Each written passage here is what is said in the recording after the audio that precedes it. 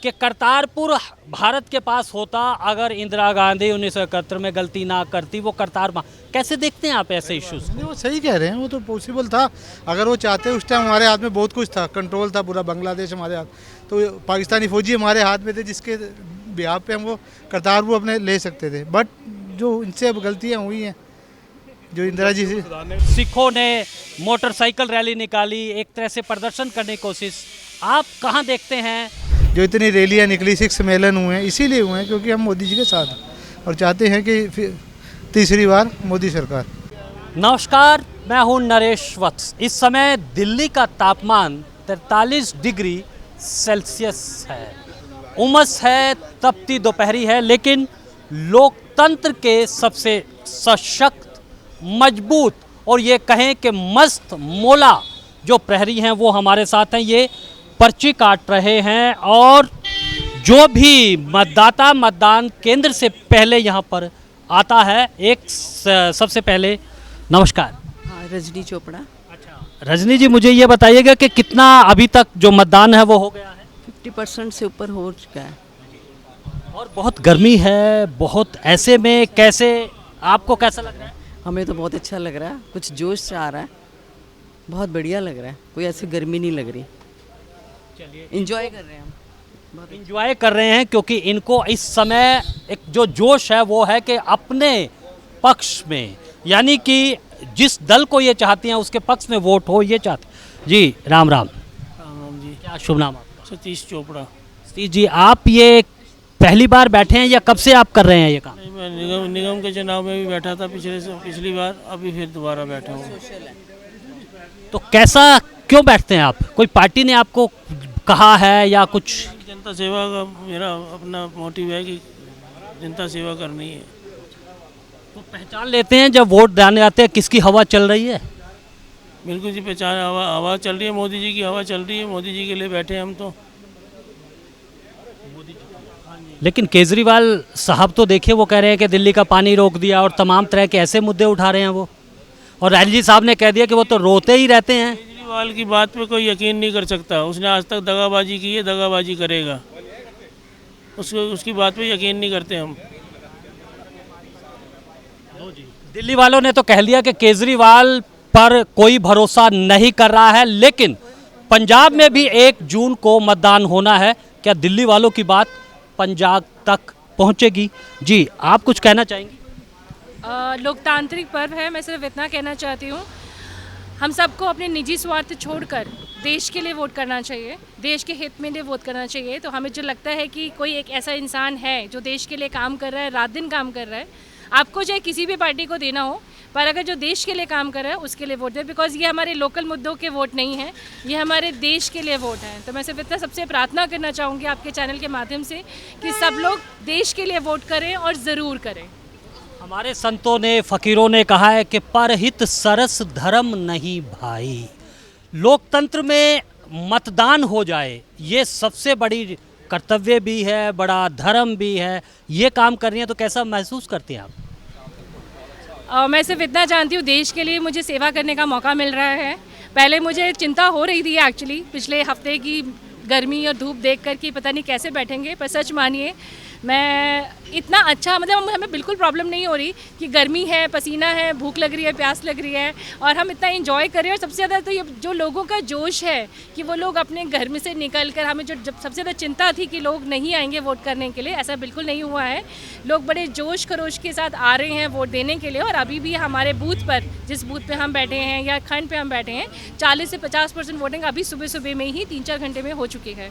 तो हमें लगता है शाम तक में हम एक अच्छी खासी प्रतिशत तक पहुँच जाएंगे। चलिए, बहुत अच्छी है और उत्साह है लगातार आ रहे हैं। चुनाव आयोग लगातार ये कोशिश कर रहा है, अभियान चला रहा है कि वो किस तरह से वोट डाले। जी जी जी, बताइए क्या नाम आपका? हरी सिंह। हरी सिंह जी, कहाँ रहते हैं आप? ये शक्ति पार्क में, वैसे पंजाब से पीछे से। अच्छा, पंजाब से पीछे थे। तो पंजाब में अभी 1 जून को वोट डाली जाएगी। हाँ जी। ये प्रधानमंत्री जी बार बार कह रहे हैं और ये कहते हैं कि वो सिखों के बड़े हितैषी हैं, लंगर पर जीएसटी कम किया। और उन्होंने एक बात और कही है कि करतारपुर भारत के पास होता अगर इंदिरा गांधी 1971 में गलती ना करती, वो कैसे देखते हैं आप ऐसे इश्यूज? नहीं, वो सही कह रहे हैं, वो तो पॉसिबल था। अगर वो चाहते उस टाइम हमारे हाथ में बहुत कुछ था, कंट्रोल था पूरा बांग्लादेश हमारे हाथ, तो पाकिस्तानी फौजी हमारे हाथ में थे जिसके बिहार पे हम वो करतारपुर अपने ले सकते थे। बट जो इनसे अब गलतियाँ हुई हैं, जो इंदिरा जी से। अब कैसे देखते हैं आप इस पूरे देखते हैं कि हमने देखा कि किस तरह से सिखों ने मोटरसाइकिल रैली निकाली, एक तरह से प्रदर्शन करने की कोशिश, आप कहाँ देखते हैं देश को? देश तो उन्नति की तरफ जा ही रहा है, तभी हम अब मोदी जी के साथ हैं। जो इतनी रैलियाँ निकली, 6 सम्मेलन हुए हैं, इसीलिए हुए हैं क्योंकि हम मोदी जी के साथ हैं और चाहते हैं कि फिर तीसरी बार मोदी सरकार। चलिए आपसे कुछ बोल रहे, क्या शुभ नाम आपका? आप थोड़ा सा मुझे साझा देंगे? हाँ, तो आपने वोट डाल दिया क्या? नहीं, अभी जा रहे हैं। क्या मैं ये तो नहीं पूछूंगा आपसे कि किसको वोट देंगी, लेकिन दो धाराएं बह रही है इस समय देश में। एक मोदी को चाहने वाले लोग हैं और एक मोदी को भगाना चाहते हैं कि वो तीसरी बार आने वाले हैं मोदी के। हाँ जी। क्या बात है कि आप मोदी को इतना चाहती हैं, क्या बात आपको अच्छी लगती है? कि मोदी ने काफ़ी वो कंट्री को आगे बढ़ाया है, इसलिए।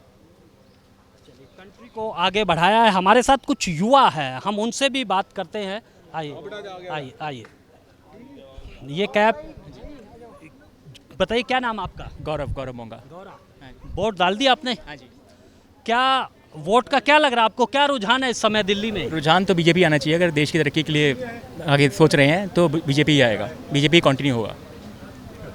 बीजेपी की क्यों आनी चाहिए, क्या लगता है? एक तरफ देश में आरक्षण की बात भी उठाई जा रही है, संविधान खतरे में है, एक तरह का जो नैरेटिव है वो घड़ा जा रहा है, नेगेटिव नैरेटिव भी घड़ा जा रहा है और पॉजिटिव भी घड़ा जा रहा है। ये समझना होगा ना, नेगेटिव नैरेटिव कौन गढ़ रहा है, कौन है जो चाहता है, जो देश की तरक्की चाहता है। या अगर आप आंकड़े देखेंगे तो आप देखिए पिछले 10 साल में बीजेपी ने क्या किया है। उज्ज्वला योजना आ गई, आयुष्मान भारत जो आज तक नहीं था गरीबों के लिए, मेडिकल फैसिलिटी आज तक नहीं थी। अब देखो ना, 56,000 करोड़ का बजट है सिर्फ आयुष्मान भारत का, तो वो आज तक नहीं था। टियर 2 टियर 3 सिटीज़ में जहाँ पर लोगों के पास फैसिलिटीज़ नहीं थी, वहाँ पर भी फैसिलिटीज़ हैं। आज टेली मॉनिटरिंग आ गया है, वो सब किसने किया है? जीडीपी 10 साल में बढ़ गई है, 5th लार्जेस्ट इकनॉमी बन गई है, 3rd लार्जेस्ट इकनॉमी बनने वाली है 2029 में। वो कैसे होगा?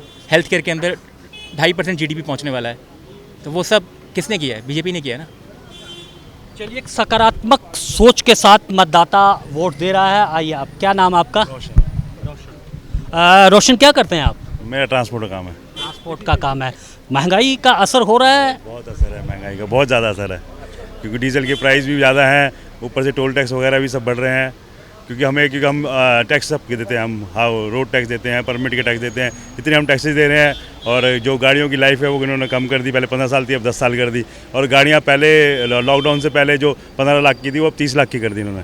उस पर टैक्सेस इतने बढ़ा दिए कि अगर आप 30 लाख की गाड़ी के 10 साल में किस्तें दे नहीं पाओगे आप, क्योंकि इतने टर्नओवर, इतना महंगाई इतनी हो गई है, भाड़े इतने कम है। इसके चक्कर में मुझे लगता है महंगाई बहुत ज़्यादा है। बताइए कि मोदी जी क्यों नहीं महंगाई कम कर पा रहे हैं?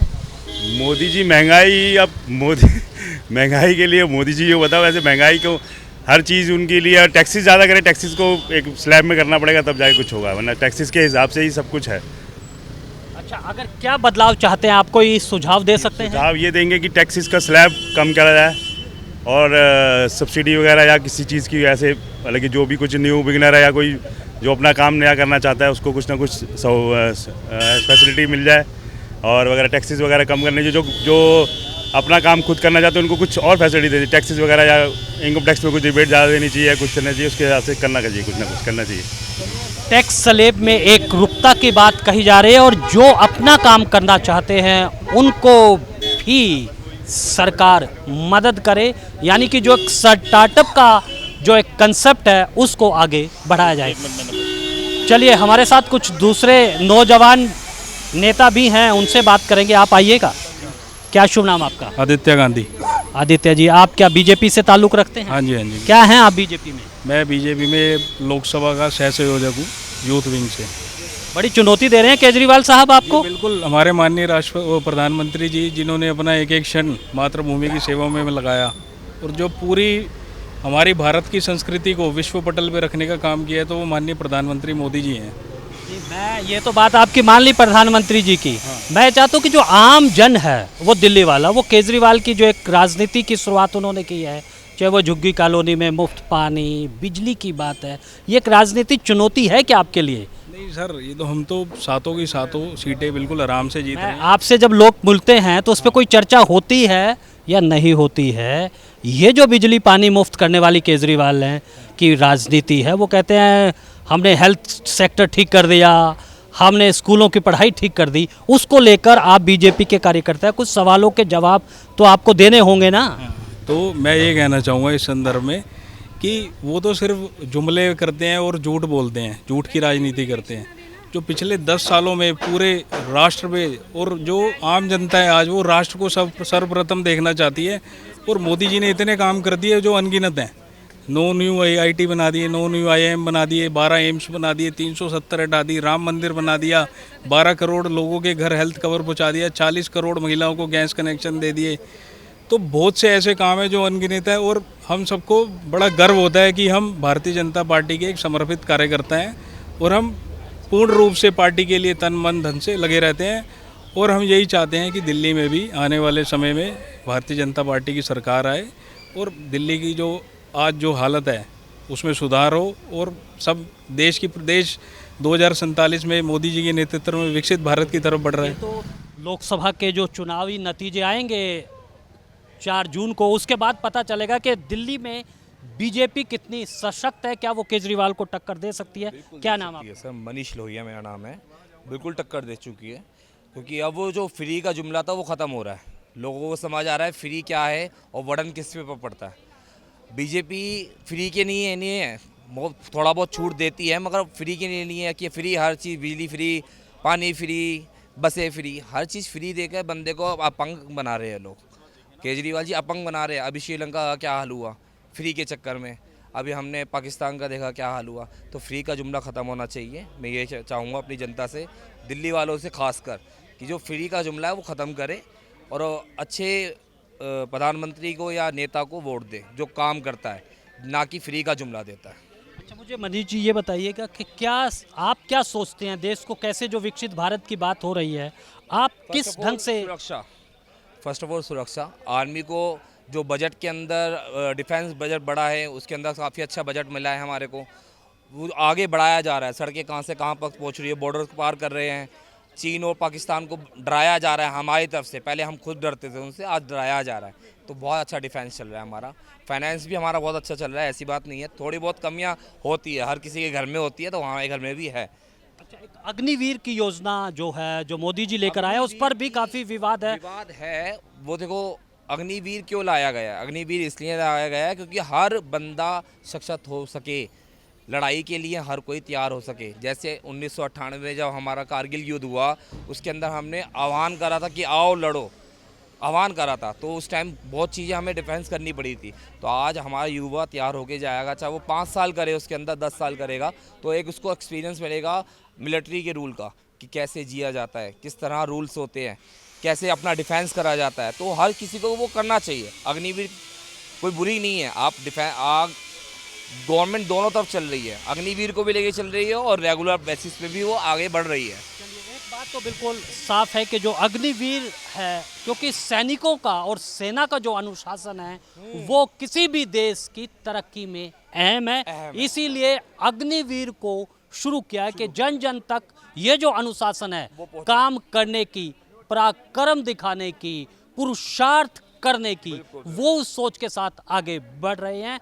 लेकिन इस समय हर बूथ पर जो समर्पित राजनीतिक दलों के कार्यकर्ता हैं वो डटे हुए हैं, बिना गर्मी की परवाह किए हुए। हम आपको दिल्ली के दूसरे इलाकों में भी लिए चलेंगे और सही बात, लोगों के मन की बात हम आप तक लेकर आएंगे। कि करतारपुर भारत के पास होता अगर इंदिरा गांधी 1971 में गलती ना करती, वो करतार कैसे देखते हैं आप ऐसे इश्यूज? नहीं, वो सही कह रहे हैं, वो तो पॉसिबल था। अगर वो चाहते, उस टाइम हमारे हाथ में बहुत कुछ था, कंट्रोल था पूरा बांग्लादेश हमारे हाथ, तो पाकिस्तानी फौजी हमारे हाथ में थे, जिसके बिहाफ पे हम वो करतारपुर अपने ले सकते थे। बट जो इनसे अब गलतियाँ हुई हैं, जो इंदिरा जी से, सिखों ने मोटरसाइकिल रैली निकाली, एक तरह से प्रदर्शन करने की कोशिश। आप कहाँ देखते हैं जो इतनी रैलियाँ निकली, 6 सम्मेलन हुए हैं, इसीलिए हुए हैं क्योंकि हम मोदी जी के साथ हैं और चाहते हैं कि तीसरी बार मोदी सरकार।